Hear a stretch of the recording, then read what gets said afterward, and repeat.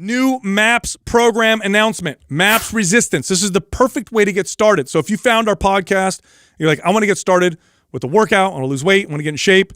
MAPS Resistance is the program to get going with, and I'm giving that away for free right now to one of you lucky viewers. Here's what else I'm going to give away for free. Our intuitive nutrition guide to help you with your diet, 2 ebooks written by Jason Phillips, our good friend, very smart guy, Macros Explained, Macros Applied, that will also help you with nutrition, and free access to our private forum for a year so you can get the support you need because you're getting started on your fitness journey. By the way, MAPS Resistance includes 3 different types of workouts, body weight and bands, dumbbells only, and barbells and dumbbells. So you can get all of that for free, but you got to win the contest. Here's how you enter. Leave a comment below in the first 24 hours that we drop this episode. Subscribe to this channel and turn on your notifications. If we pick your comment, we'll notify you, and you'll get all that stuff. Now, everybody else, check this out. If you bought all that stuff separately, it would cost you $320. Here's what we're doing for the launch of MAPS Resistance. You get all of that, all the ebooks, the intuitive nutrition guide, the forum, plus MAPS Resistance and the 3 workout programs within there for $77. Huge discount. So normally it would cost $320, $77. That's it. But you got to do this. You have to go to mapsresistance.com and then use this code for that discount. Resist20. That's resist 20 with no space for that discount. All right, here comes the show. I was looking at the QA post, right? So on our Instagram, all the questions that people want us to answer. And one of them I thought was really good. I think it was one of the most more popular ones that people liked, which we normally try and answer those when they're liked the most, right? But instead of answering it in a QA, I thought it would be better if we did a single topic because I just think there's too much to talk about in relation to this, which is the mistakes that we made early on as trainers. Yeah, and there's quite a few of those. Yeah, I think 5 minutes is not enough time. Truth be told, we narrowed it down to 10 because it's way too and that's a lot. Yeah, yeah. Again, all joking aside, when I know I'll speak for myself. When I started off as a trainer, I loved it, right? I love fitness. I love helping people. I loved being in the gym, but I just didn't know what I didn't know. Mm-hmm. And I had an idea of how I was going to help people through fitness, and a lot of what I thought turned out to be totally wrong. And it took me a lot. Here's the sad part.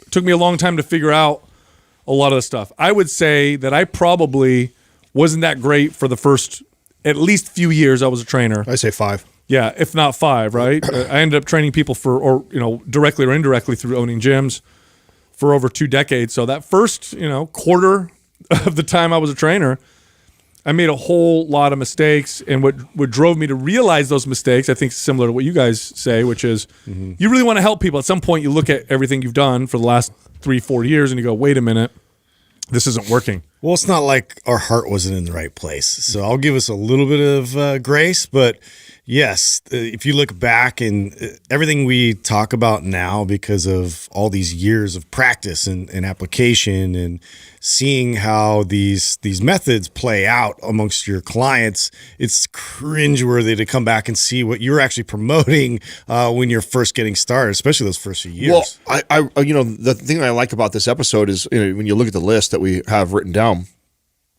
at first glance, it actually doesn't look that bad. But some of the things that we're going to go over.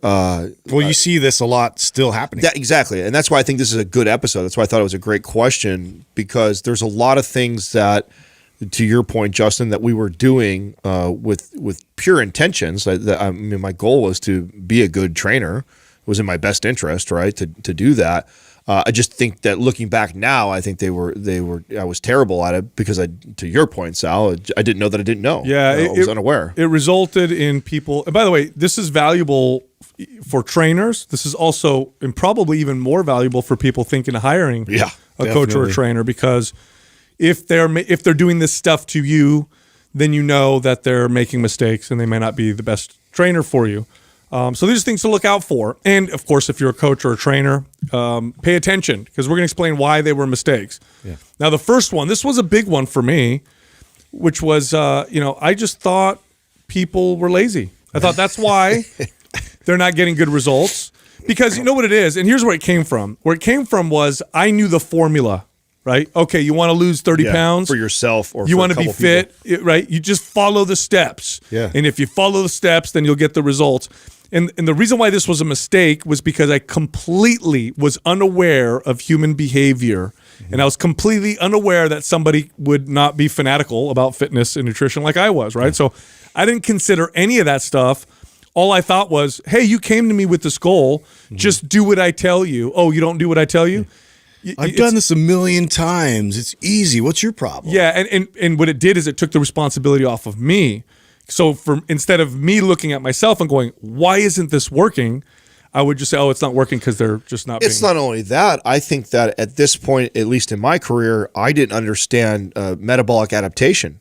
I didn't understand how that works. So I assumed, these people were lying to me or lazy. Either they were lazy or they were lying to me when I would look and assess their results after, say, 4 or 5 weeks of working with me, and we weren't any closer to their goal of losing 30 pounds. And they're telling me, yes, I did all these things. And I'm like, one, you're either lying and lazy, or lying or lazy. But that's because I didn't understand that, this person could have had severe metabolic damage because they had been in this crazy diet for years and years and years, and lots of compounding stress. I didn't understand, because once you train enough people, or I should say, a handful or so of similar body types, similar goals, the mistake that I think you make as a trainer is you kind of assume that, I've got it figured out. Like, right. I trained a client that needed to lose weight before. Just work harder. Yeah, exactly. Work harder, do these things, and we should be fine. But this was the beginning of my realization of how individualized every case was, no matter how similar the goal may be. And how ineffective I was being. Yeah. Like this, when this really hit me? When I kept thinking this, and I would have the same problems arise client after client, right? Oh, they get results, but then they can't stick to it, or for some reason it's not maintainable, they can't sustain it. And I'm like, oh, they're lazy. Oh, this next one, oh, it's just because they're lazy, and so on. And then I looked and I said, wait a minute. Among my clients, and there's a bit of a bias, right? People who tend to hire trainers tend to have more expendable income, tend to be more successful, and so on. I looked at my roster of clients and I said, lawyers, executives, medical professionals, these are not lazy people. They're all accomplished in their lives and what they do. Maybe it's my approach. Maybe that's the problem. Maybe it has nothing to do with them not being lazy. Maybe they're just not fanatical about fitness, which I took for granted with myself. And I said, okay, my approach is probably wrong. It's not a laziness issue. It's a lot more complicated. And that's really the answer. The answer is it's much more complicated than that. It's not as simple as that. Well, and the crazy part about this one is it plays right into the second one, which is that I train people too hard. Oh my God. So my God. This was the biggest mistake. Yeah, you first make the first mistake and thinking, oh, these people must be lazy or lying to you. And your answer to that solution is, all right, when you see me on Tuesday, we're going to burn all that shit off. And so you just get after them. I remember taking pride. This is embarrassing to say, but I remember taking pride in clients telling me how crippling sore they were the day after, or how, and this is again, I'm embarrassed to say, but I'd have a client finish a workout drenched in sweat. They're barely able to walk out of the gym. And I remember feeling proud that the other trainer saw my client could barely move, right? Yeah. Oh, I did a great job, right? I just beat the crap out of them. Oh man, I mean, it's even hard to admit right now that this was something that I took pride in. Oh, I know it is embarrassing. I mean, I built a reputation originally on like how tough my workouts were to accomplish. It's like some kind of a badge you earn by training with me. And to the point where even I feel so bad about this, the lady actually was having just a terrible day and knew that I just provide these tough workouts to get through. And she was getting through half of it and broke down, started crying, got emotional. And then I was just at a loss. I didn't think about like adjusting and completely changing course to what I had planned. I just kind of waited it out and be like, okay, are we ready? And then just keep applying the same thing to this poor lady who's trying to open up to me. 50 more burpees. All right, cool. That's great. But now let's get back after it. And the problem with this is that, this is what you learn later on, is the right intensity will get them the best results. Too hard gets them there slower or results in injury. I mistakenly thought the harder I train them, the faster they're going to get there. So I might as well just train them as hard as I possibly can. Oh yeah, and don't hurt them, but train them super hard. Well, there's a bit of like a negative loop here too, or like a culture in gyms around this. At least this is what I remember. Is you would walk into like the busy time of the gym that we've talked about before is the 5, 6, 7 p.m. at night. So at that time, gym's cranking, all the trainers are there. So, if you're at a pretty good sized gym, there's 12, 15 trainers moving around and signing clients in and out. And there's a bit of this culture around like who trains their clients the toughest. And you want to be that guy. And even clients come in like they would even exaggerate. Oh man, you got me today, Adam. Like, oh yeah. And then other trainers be like, yeah, I want that guy. Like look how crushed his client is, and oh yeah, then you feel like this, like you said, badge of honor. So there's this kind of this feedback loop that is happening. The clients think they like it, other trainers see it, aspire to be like it, and then so people think that this is the way to train people, and it's tough to get out of that, especially in these big box gyms where that culture's already been established. And it wasn't until I got out of that and I saw like small private gyms where you typically have a higher class of trainer that's working out there that have been experienced. Totally. And you see a different vibe going on. That was when I kind of went, oh wow, okay, these are some of the better trainers. They're applying everything I learned and educated myself through certifications and different modalities out there. I'm like, oh wow, you guys actually use this stuff? Like I would learn it all and then just apply the same hammer to my clients. Yeah, you don't want to be the trainer in the gym that everybody says, oh, he gives easy workouts. You want to be the one that's like, oh, don't train with him. Ego. Yeah. It's totally, and it's so wrong. It's so wrong because the right intensity gets you there faster. In fact, I got interviewed recently and someone asked me, what are some red flags of a bad trainer? And one of them was this. I said, if they train you so hard that you feel like dying at the end of your workout or you're sort of the touch the following day, that's a bad trainer. How funny is that? Well, again, it's hard too, though. I mean, as for most of my career, I was a fitness manager, so I oversaw trainers. And so I got a chance to meet like everybody's clients. And I can't tell you guys how many times I had to have a conversation with a client because they would come to me and say, "Hey, I don't want to train with so and so anymore because he's not pushing me enough." Yeah, he's not pushing me enough. I want to train. I see. It feeds right into it. Yeah, I see. What's his name? I see Sal over there, and he's just crushing his client. Like I want what I need. I want to. Yeah, I need that. I need that type of motivation and I'd have to talk them out of that. Like, no, trust me, you're with a great trainer. He knows what he's doing or she knows what she's doing. Like, just follow. But I'd had those conversations all the time because it's so ingrained in the culture in some of these gyms. Totally. Now, the next one is just failing to really individualize workouts or I was so training everybody the same, right? Oh, it's chest day. Here's the exercises we're going to do. Yeah. Oh, and the individualization was the weight. You lift this much weight, you lift that much weight. But the workouts look almost identical. I have my favorite exercises, my favorite combinations, and you're not really paying attention to how you can individualize a workout because individualization will make a workout so much more effective. It's not even just funny. Screams beginner. Oh, dude, I'm so guilty of this.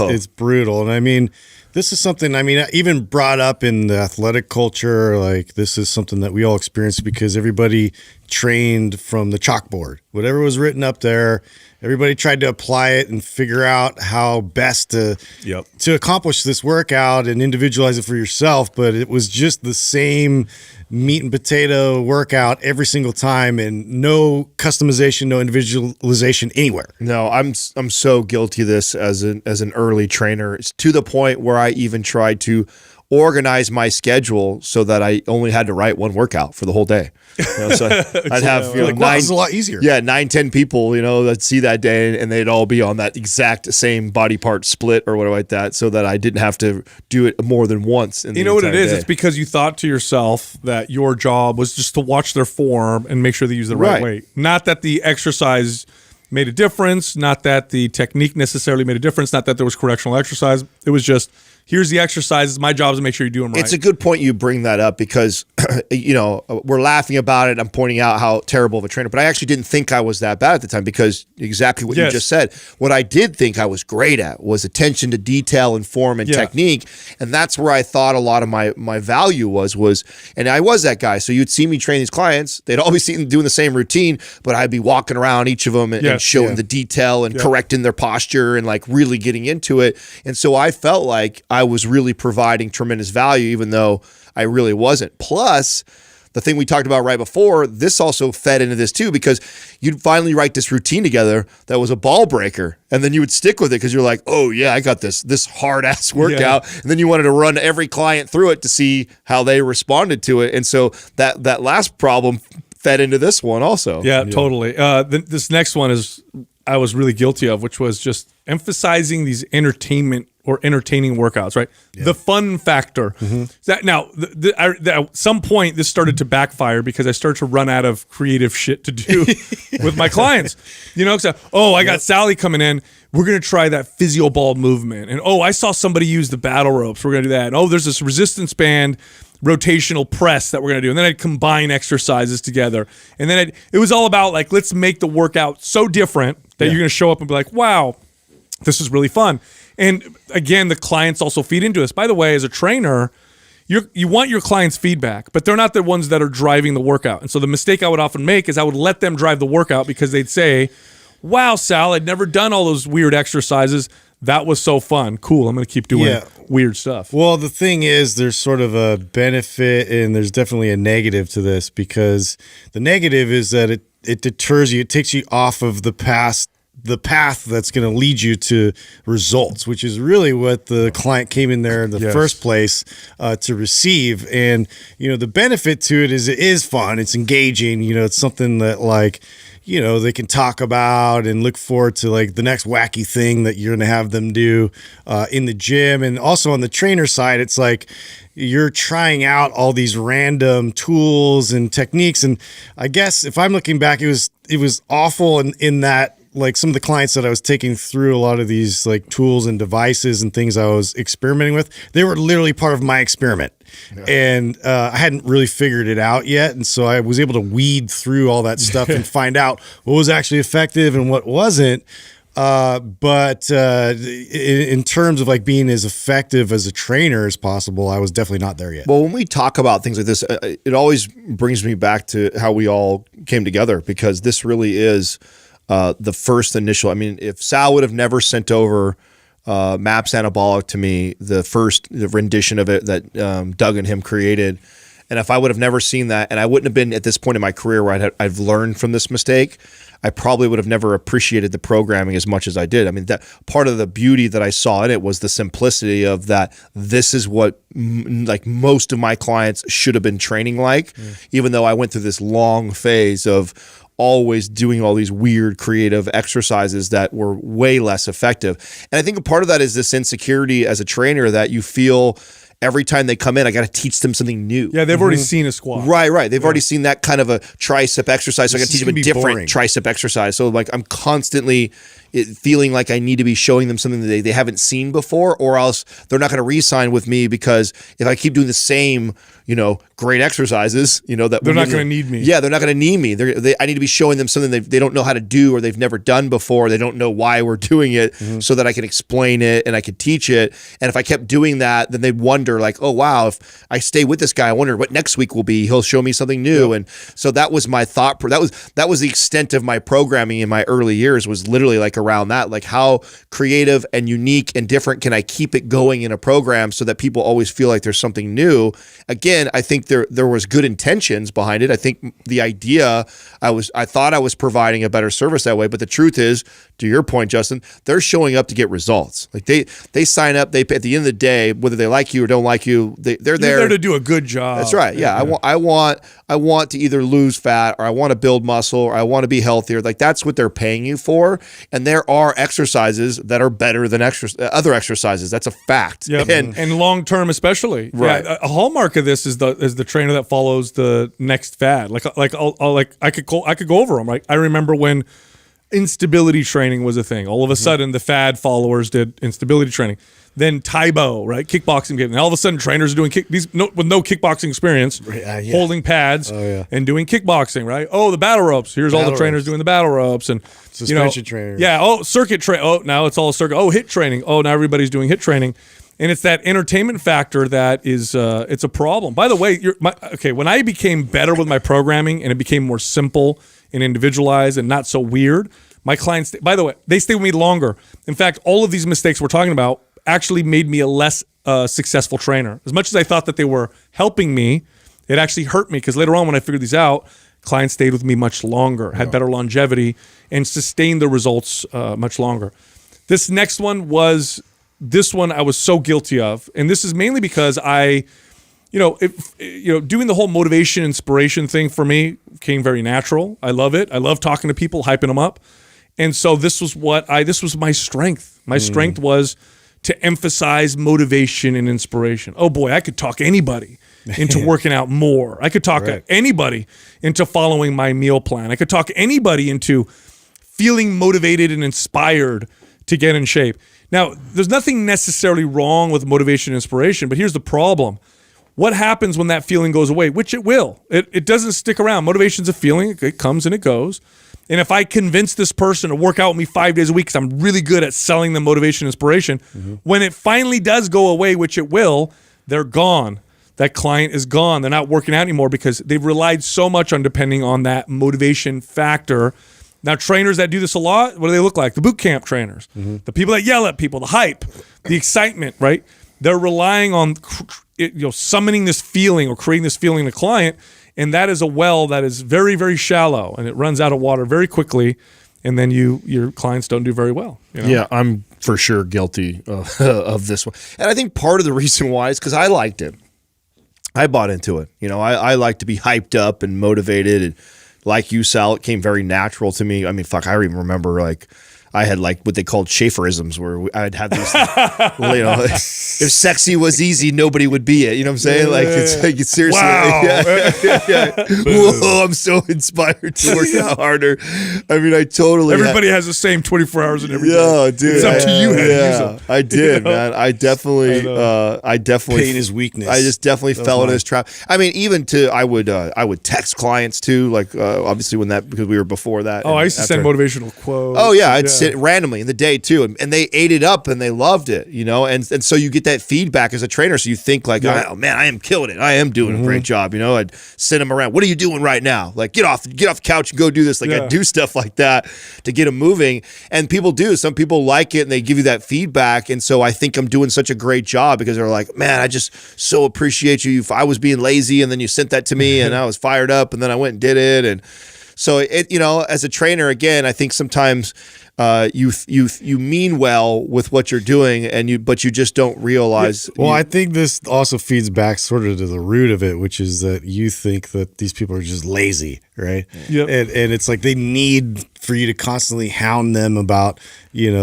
showing up, getting through this crazy intense workout. And it's a total domino effect of all the ones preceding this.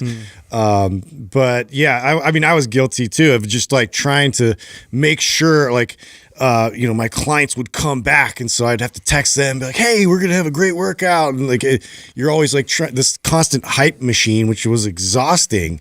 By the end of the day, trying to replicate that kind of energy with every single client, after that. Yep. And man, I just got burnt out trying to be that guy that felt like, well, they're not going to come back unless I do this. Yeah, no, I'm glad you said that, because there's another reason why this is a failing strategy. Because for you to be the motivation and inspiring person, you also have to feel motivated and inspired. Yeah. And you, the trainer, eventually you lose this are battle. Also human, and you get burnt out. Yeah.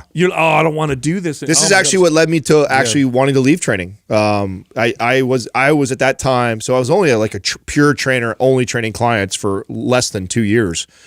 And I was ready to be, I was done. This is what burnt you. Yeah, I was done being a trainer because I took a lot of pride in being this person with every client. And I was such the hype man for 8 to 10 hours a day, every day, and having to be a chameleon for each one. And I, again, thought I was really good at that. So I put a lot of extra energy into it.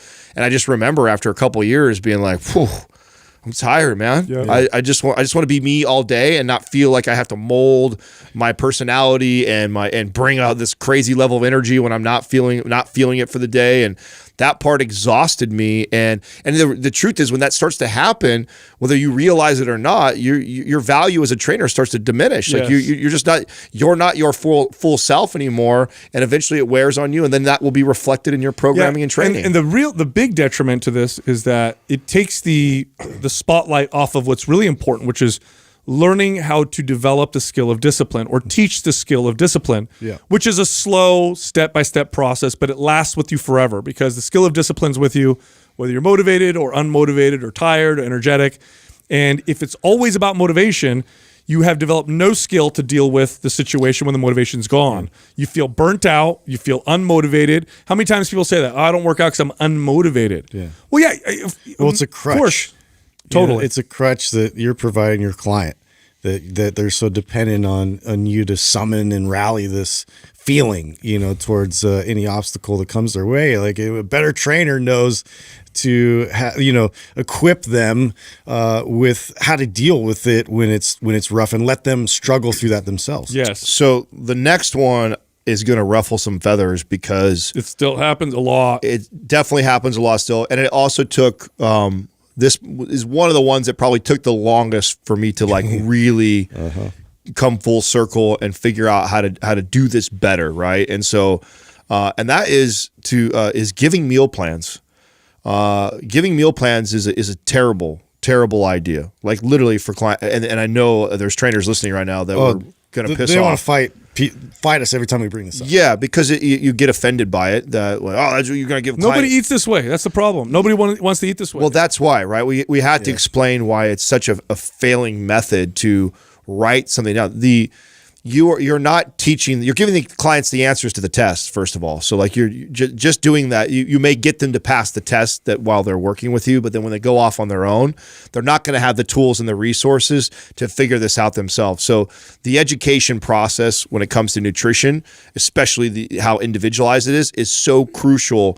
And figuring out how to teach that process is so much more important than just telling someone the answers. To go a little deeper to that, you're not teaching them how to navigate the real world, right? Like, how do I navigate the real world? How do I navigate vacations? What about going out to dinner with my husband or my wife? Or what about when I don't have the food that I have on my plan with me, right? It's almost like we thought that we could give everybody a pre-contest diet. It's like we're treating everybody like a bodybuilder. Here's your meal plan. Yeah. Like this is what bodybuilders do for 12 weeks before a show. They don't even do this all the time. It's not a effect. And I thought, by the way, with nutrition that this was it. Like, all I got to do is figure out their calorie burn. Here you go. Here's the solution. Again, going back to I thought they were lazy. Oh, you don't follow the meal plan? Well, of course you're not going to lose weight because you're not following. I gave you what to do. Just follow it and prepare and prep your food and package it and bring it with you all the time.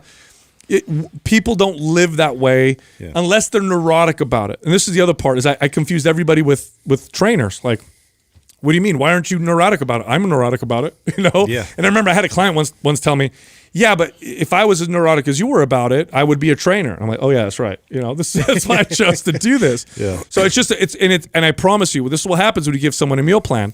They'll follow it, get results, they'll go off of it, and they'll lose all the results. Yeah. Well, this is also another one that's hard because a lot of clients want this or demand this, right? Mm-hmm. So this is a tough one to navigate. Shit, I was just this was earlier this year. I was visiting my uncle and my aunt. My uncle on the side that actually works within the company and stuff like that, his wife. So obviously she knows what we do and stuff. And I went out and saw her, and I hadn't done anything diet wise or talked to her about that stuff in actually years, probably since I was a beginning trainer. And she remembers I wrote her a diet like way back when. And so I'm out there not that long ago, and she says, would you write me a diet? I go, and now I have a much better way of communicating this, right? Back then I would just, and write something where it's now I'm like, yeah, you don't really want me to do that. I'm not really going to help you if I do that. She's like, what are you talking about? Last time you did it, helped me great, this and that. So we get in this argument back and forth about it. Isn't that funny? Last time you did that, it helped me so great. Well, why are you here now? Right. And that's such a hard, and I actually lost. I really did. I lost the battle. So I'm admitting that I just wrote her down stuff because she wouldn't let me go unless I did. She's like, listen, and her final thing was like, I don't give a shit. I don't want to learn. If you don't do I've actually gotten that a few times from clients. Yeah. Yeah. They're just really adamant that like, listen, like, don't give me all this work. Just give me, the few things to focus on and make my life easier. So this is the part that, I understand the trainers that get caught in the situation. Okay. I'm as advanced as I am, and I have the words to communicate why she just want to do that. I still lost this battle. Now, mind you, she's not a paying client that I'm seeing every day. So what it would look like had I lost that battle and then still be training her is I would be working on that as we're talking. You'd be like, wait for this to fail, and then we have a great learning opportunity. Right. Now this is and I would teach her through sessions, and that's what you got to remember. We are in a service business, so there has to be kind of this middle ground of knowing what I know is best for the client. also recognizing that they have this idea or perceived idea of what this relationship's supposed to look like. And it's my job to convince them sometimes what is best for them. And sometimes that means I got to meet them kind of where they're currently at. And that means I got to go, okay, this is what she wants right now. I'm going to give her what she wants, but then I'm going to explain to her as we're training some of that, like, hey, this is the reason why I didn't want to write you a diet. Here's an example of a day where I actually would have told you to bump your carbs or your calories because we did X, Y, and Z. Or, hey, this is a day where I would have said, you know what, we probably should scale back a little bit because of X, Y, and Z. Yep. So take those opportunities if you do get put in those positions when you're listening to this and you're like, well, shit, I feel like my client made me do that. This is like when I talked at NCI, it's chess, not checkers. Right? So it's chess. So sometimes you got to sacrifice a few pieces, knowing that later you're going to get that checkmate. It's like no different than your kid. You're going out in the cold and like, hey, don't you want to wear a jacket? And they go, no, I don't want a jacket. And so you're like, I could fight them and force it on, or I could go outside and then they'll be like, it's really cold.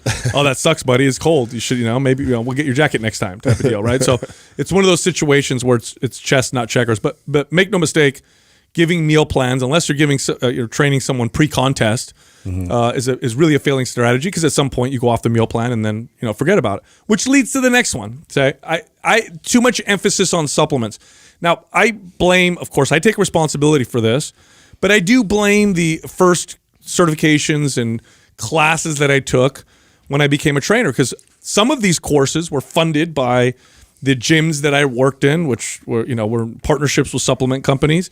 And when they would teach us how to make meal plans, which talks to the last one, they would teach us how to integrate supplements into the meal plans. With breakfast, they take their multivitamin and calcium pills, and then you got your protein and creatine, everything. Before your workout, you're branching amino acids, and afterwards, you're branching amino acids, and then in the evening, you take this, and here's why it's so valuable.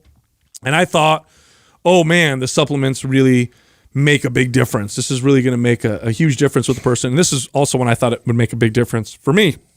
The truth is, supplements make almost no difference whatsoever. I mean, unless you have an actual nutrient deficiency, in which case it could be life-changing.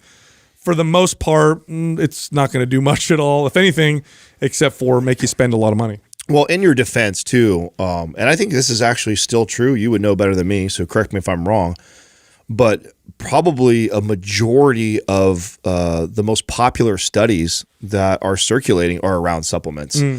Because they have a desired outcome of selling something, they're funded. It's hard to get funding for a lot of fitness related. It's also easier to control. It's really hard to do a study on nutrition because they're so observational, and people are notoriously terrible at reporting how they eat, and then oftentimes you don't look at other behaviors. For example, we may look at and find a correlation between, I don't know, high salt intake and obesity, but it's not the salt. It's probably that they're eating a lot of heavily processed foods and eating a lot of calories. Just like in the 50s or 60s when studies showed that coffee caused cancer, we didn't realize that coffee drinkers smoked a lot too. So we didn't connect those two. Right. But when it comes to a supplement, it's very easy to control. Take this, and then that's all we're measuring, and then see what happens. So you see those studies, and the results are often, they'll have a result, and then we'll extrapolate, and then we'll come up with our own conclusion. For example, taking this stimulant causes more fat. A 10% increase in fat oxidation. Oh, this is going to help you burn body fat. Well, if we do a study that actually shows fat loss, we find that it doesn't make a difference whatsoever, because at the end of the day, it's about the calories that you eat and all that stuff. Right. So you're right. And a lot of the studies that we would circulate amongst each other were around supplements and compounds and new things. And we as fitness fanatics, right, especially those of us who wanted to build muscle as skinny kids, we got hammered with all these ads too. I thought my supplement knowledge was one of my most valuable things. Like, I know which supplement stacks to put people on, and it's going to make a big difference. And of course, the gyms love me because I sold so many supplements. I look at it a little bit different today, right? Like, and I think I always talk about how much spendable income that you have, because if you got all the extra money and you like testing out the stuff like that, they're fun to try to add into. It's not a big deal. But I also go back to what it was like as a struggling kid trying to get by and buying $300 a month worth of supplements to get by. And what I know now is that money would have been better spent on having someone prep my meals. You know, that right there, well, you want to talk about someone having success with their diet, you know, the money that they're spending on these supplements, thinking they're going to get the competitive edge of 5% more of whatever it is that they're taking it, versus, hey, I've got this same $300. Now I could pay for one of those services that delivers the meals to my house, and I have macro balanced, perfect, So much more valuable. way more valuable. Like the success rate that client is going to have by investing that money into something like that will trump any great supplement study all day. And I'll take the Pepsi challenge on that all day long. So that's like where my mind has changed over years with supplements. It's not that they're all garbage. Yeah, they have some value. We use a lot of different supplements here and there. But if I had somebody who's like, hey, I've got $300 to spend, supplements does not surpass things like that. They're far better off investing that when we're talking about, you know, creating good behaviors around eating. Totally. Now, this next one connected to some of the other ones that we talked about, and that's really just failing to meet people where they were. It was this kind of all or nothing approach. And this is where the motivation aspect came in, and maybe they're lazy, thoughts came in. But if somebody came in and hired me or wanted to work out and they told me, you know what, Sal, I'm just getting started. I want to come in and meet with you once a week, right? I'm already thinking waste of time once a week. Mm-hmm. You got to be in here at least 4 days a week. And so now I'm going to have this speech and this conversation with you and talk about how you need to make this decision. And are you serious about this? If you're really serious, and you got to make the time, and fitness is very important. And they would work with me 4 days a week because I was very convincing. And then they would fail because it was too big of a leap. It was too big of a jump from where they were. I failed to meet them where they were. Now, I'll tell you guys a story. I've told this before. It just always stands out to me of when I started to figure this out. I had somebody who came to me, was referred to me by one of my other clients. And this lady, literally within the first 3 minutes of meeting her, she gets referred to me. She comes in, I shake her hand, we start talking, and she goes, I'm only working out once a week. I'm not doing any exercise at home, and I'm not changing my diet. So if that doesn't work for you, then I'll go somewhere else. Now, early trainer Sal would have been like, peace, see you later. I only work with serious people. The wiser version of myself said, no problem. We will make that work. And I think in 1 day a week, I can do a lot with you, especially compared to what you're doing now, which is nothing. Now, I understood that this was chess, not checkers at this point. And I knew that my odds of showing her something once a week was great because it was more than what she was doing before. And I knew that doing that would probably get her to eventually want to do more on her own. And that's exactly what happened. Over the course of a couple years, she went from 1 day a week to 2 days a week to 3 days a week to working out on her own. She started watching her sugar intake, increasing her protein intake, all on her own. And it was a very sustainable, permanent approach versus blowing her out of the water because I don't want to meet her where she was. Well, this is always why I have a bit of a hard time answering this question that always pops up from other trainers is, when should I know when to fire my client? And I'm like, I think you're asking the wrong question. Yeah. Like, where are you failing? Yeah. Where are you not meeting them? Like, how are you not finding a way to get them more engaged and interested in pursuing their goals a little more intensively? And this is back to like my earlier self, where I would fail and be like, yeah, I've given them everything. I gave them all the tools. I'm here on time. Like, I'm consistent. I'm kicking ass.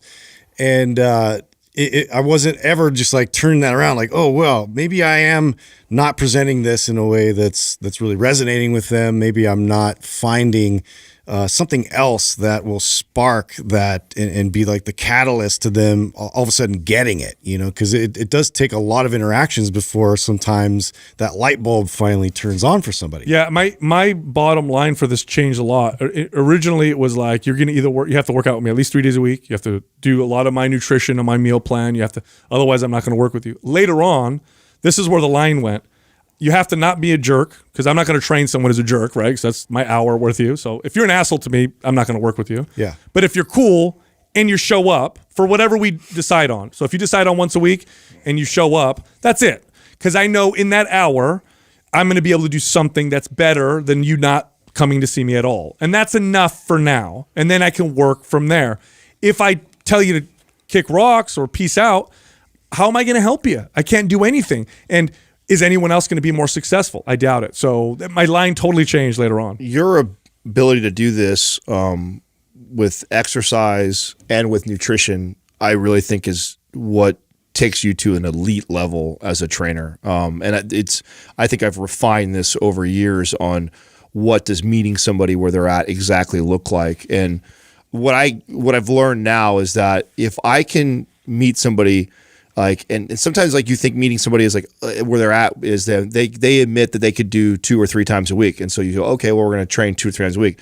But if I also recognize that person has done nothing for fitness for years or ever in their life, that actually might not necessarily be meeting them where they're at. Yeah, that's like their projected. Right. That's where they think they can go or they may want to go.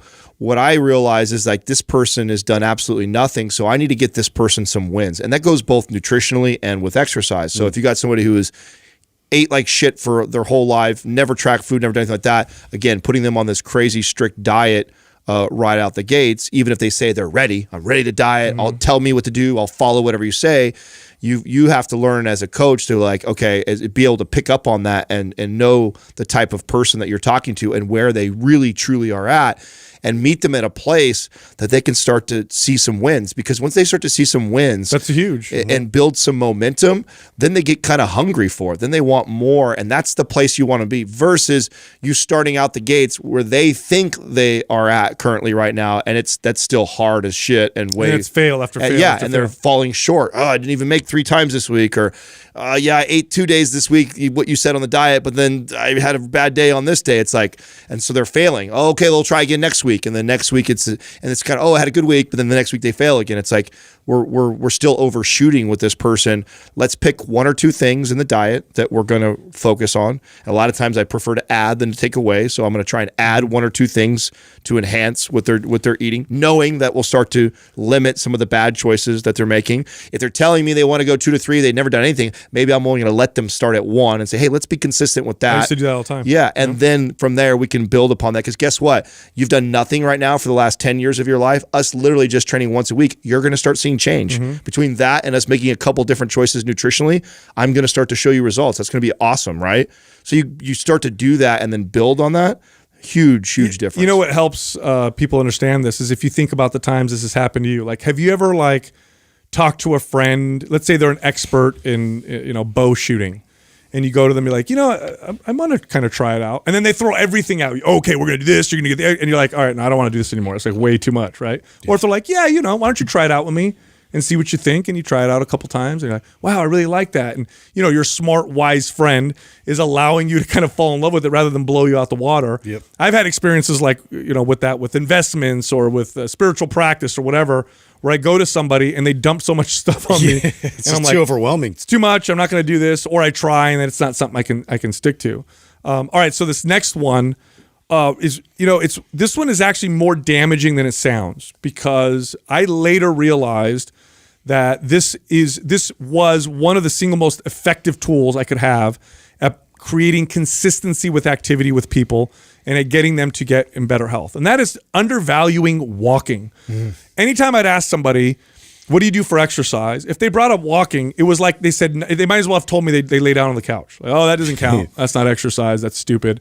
If you're not running or you're not lifting or doing something really hard, it's not really a workout. Oh my God, was I totally wrong. First of all, walking is one of the most, today, effective forms of activity anybody can do for a few different reasons.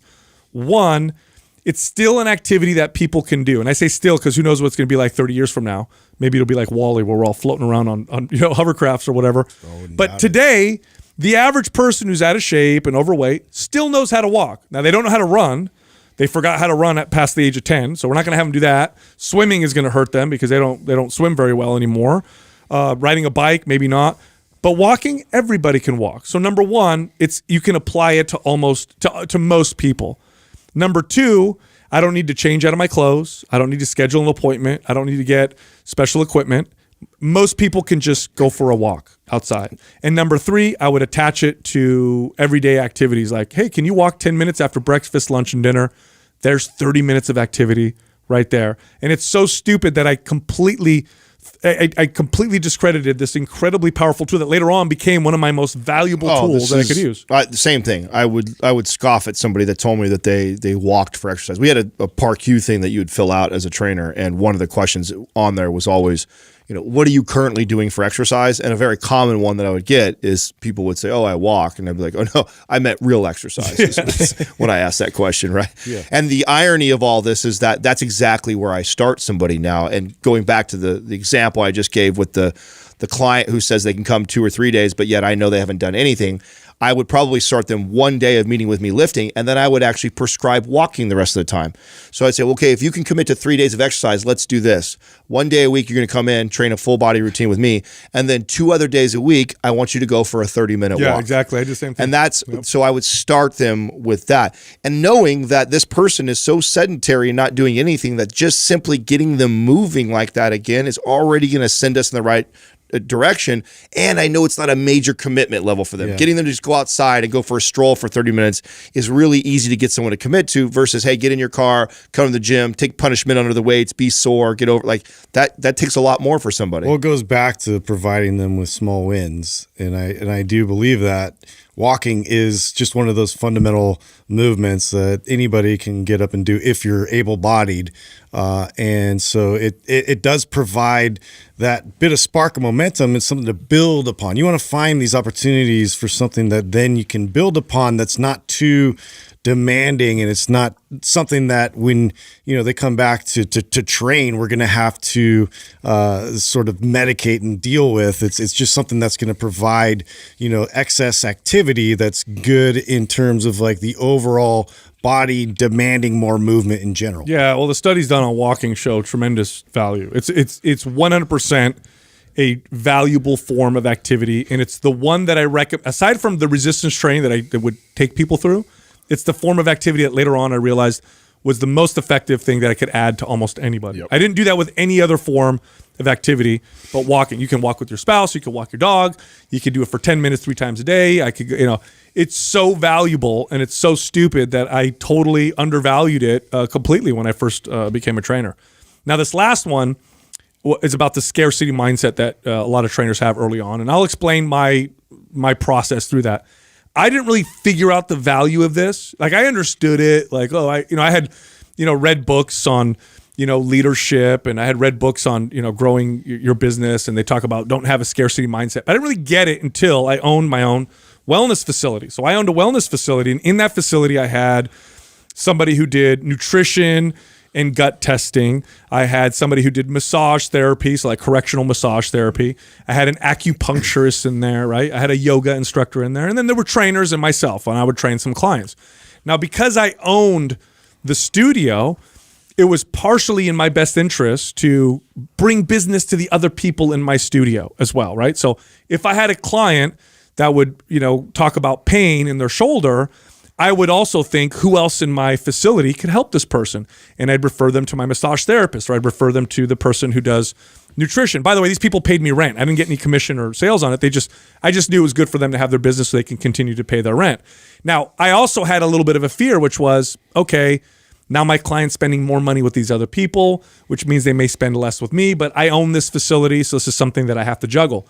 What ended up happening, I did not anticipate. Mm-hmm. The clients that saw me and the other people that were really good that I'd refer them to ended up being the most consistent, best customers I ever had. I started to realize that rather than pretending to have all the answers, and this is where the scarcity mindset comes from, they come to me with a question, I have to have the answer, and God forbid I refer you to someone else because I'm the guy. I'm the person you have to come to. Mm-hmm. Rather than being that, saying, I don't know the answer to that, or I know somebody who can do that better than I can. When I could do that, I became a maven. I became one of the most valuable. It was like I was their fitness ambassador or whatever, the person who could refer them to other people. And it was so valuable that it was incredible. I was blind to it before, right? I thought if I refer people, oh my God, they're going to have less money to spend on me. It was totally false. Oh, I was paranoid in the beginning because I was so fixated on trying to keep and maintain clients and have all the answers for them. And so I'd stress myself out that, oh no, I don't know the answer. Well, I'm going to have to go get all this education and I'm going to have to do all these things to make up for that one fact that I don't know, how to how to deal with somebody who has this condition, or instead of just going, to one of my colleagues at the time and just having them, come in and bringing them into what I was doing to help out. And it took me a long time to learn how to do that properly. And even with other trainers, realizing, oh my God, this person literally specializes in getting your body to do well on stage. Like that is just not my thing.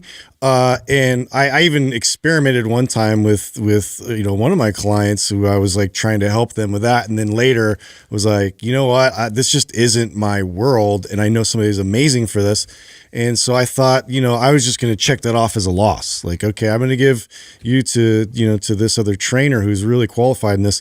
And what happened as a result was she ended up, having such a great performance and got, first place, and was so thankful that, I kind of referred that she ended up referring some of her family members to me that would work well with me for their goals and pursuits. And it was just like one of these things, you build good relationships with other trainers in the gym. Like, people know what your skill set are. It's not that competitive, like scarcity. I'm keeping all my clients over here, and God forbid you steal one from me. So of all the things that we covered today, this is actually the only one I didn't struggle with. And maybe that was just because I was dumber than both you guys, and I had to ask everybody for help. So I was forced to give other people, my clients, when I didn't know the answers. I was always forced to learn from others and stand on other people's shoulders. I was young. I was only 20 years old, and really quickly I was managing a team of people that were more experienced, more educated than I was. And so quickly I learned that I needed everybody else. So I relied on that really early on. Now, where I did learn more about this, or learn that how valuable it was to not have this scarcity mindset, was how much success I had because of that in comparison to a lot of trainers, because it's very common. This is a common thing. And I think that's because you work in a gym and trainers need clients. The clients are inside the gym. We're all fishing from the same pond. Therefore, if I help you or give you what bait to fish with or give you any sort of advantage, you might catch the fish that I could have caught. And so there's this competitiveness that a lot of trainers. Now, what I found was I didn't know any of that stuff. I'm trying to learn all these things. I had to learn by asking. And I also found that when I gave my knowledge or taught people what I had learned, I got better at those things. So I hacked into that early on, that when I would teach somebody something that I had just learned, it would you learn it again. I do. And I forget what the drop off was. I was just actually reading or watching something the other day that talked about, like, when you hear something like 72 hours. Yeah, like you lose like 80% of it within 72 hours, yeah. Yeah, like a dramatic amount. Yeah, I was like, with you. Yeah, most of it you lose within those first 3 days. And I mean, I don't know if I knew exactly that's how that worked, but I quickly hacked into, like, wow, I just learned something really fascinating. Literally, I was giving up that information like minutes later. I would turn right around and teach other trainers what I had just learned, and it would make me better at that. And so it was selfish. It wasn't like, oh, I want to be this great guy who just wants to help everybody. I was like, oh, wow, if I teach this, it makes me even better at it. So I'm going to do that every time I learn anything. I'm going to turn right around and give that knowledge to other people. And it's just served me in life and in business my entire life. And then you build relationships, and people value that and trust you, and then that compounds. And so I learned this lesson not because I had the scarcity mindset, because I saw it, and I kind of was the opposite of it coming up. And it's a big reason why I was successful as a trainer. The studies show that when you teach something, it's you remember it much longer than if you just learn it. Yeah. And this is actually a strategy that they'll have. And so I had a client who sent her son to one of those camps. He was a struggling kid, delinquent, the whole deal. She caught him smoking pot all the time. So she sent him off to this place, and he was struggling and was just not doing well. And so what they did, this was brilliant, is they put him in charge of some of the other campers. And once he ran the other campers, all of a sudden he has assumed this sense of responsibility. He learned all the stuff because he had to teach it all. And it was super effective. Yeah, back to what you were saying, Adam, in the gym. It's funny. So just owning and managing gyms, I'll tell you right now, for anybody who's listening who does that, if you're a trainer in a gym with a lot of successful trainers, you're more likely to get more clients than you are in a gym with a lot of trainers who don't do very well with clients, even though you may think there's potentially more clients in the gym. It doesn't work that way. The energy, the vibe, the success breeds more business and more clients. So you may think to yourself like, ooh, I don't want to work at that gym. There's 10 trainers in there who are full and just, there's nobody left in that gym. No, that's the gym that you're more likely to get a client, because the atmosphere in that gym is conducive to people hiring trainers. You go to a gym where all those trainers, nobody's training anybody and they all suck. There's gonna be plenty of clients for me to scoop up. It's gonna be much harder in that environment. That's the irony of the whole thing. So that scarcity mindset actually hurts you in almost every way that you think it saves you, which is the irony of the whole thing. Look, if you like this information, if you like Mind Pump, head over to mindpumpfree.com and check out all of our guides.